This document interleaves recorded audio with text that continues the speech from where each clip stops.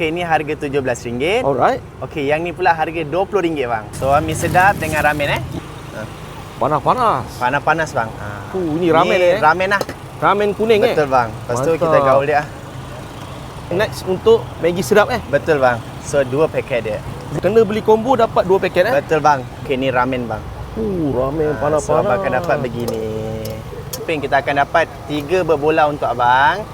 3 sausage untuk abang. Right. Yang Indomie tadi. Ni berbaloi bang. Abang dapat 2 paket. 2 paket Berbaloi. Okey, 3 juga. Sausage pun 3 juga bang. Tak mayonis bang. Okey. Ni nak extra pun boleh minta. Tak nak pun tak apa. Kalau minta extra tak ada charge kan? Tak ada bang. Harga kawan-kawan kita bagi bang. Untuk RM17 abang boleh pilih air mojito. Kalau yang RM20 pula air premium. Alright. Macam strawberry, coklat, kopi semua boleh. Air mojito abang nak air apa? Blueberry lah satu. Blueberry satu. So kita akan letak soda. Tak kosong bang Tak kosong bang.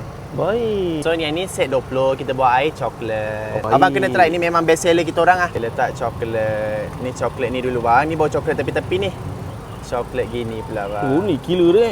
Ni killer dia. Ni memang our best seller bang. Yang ni set premium kita RM20 bang. RM20 dengan tu, air bersusu. Baik. Kalau ini RM1 bang? RM17 je. RM17. Air mojito. Air mojito. Nak cari kedai kat mana? Okey, abang boleh Waze Metro IVF Melaka ataupun berhadapan dengan Royal Thai di Kota Laksamana. Confirm sampai lah. Confirm sampai bang. Orang selalu hari Rabu sampai hari Ahad. Pukul 8 start order sampai pukul 1.30. Alright. Apa-apa terima kasih. Saya kenyang-kenyang lah. Okey bang. Assalamualaikum. Waalaikumsalam.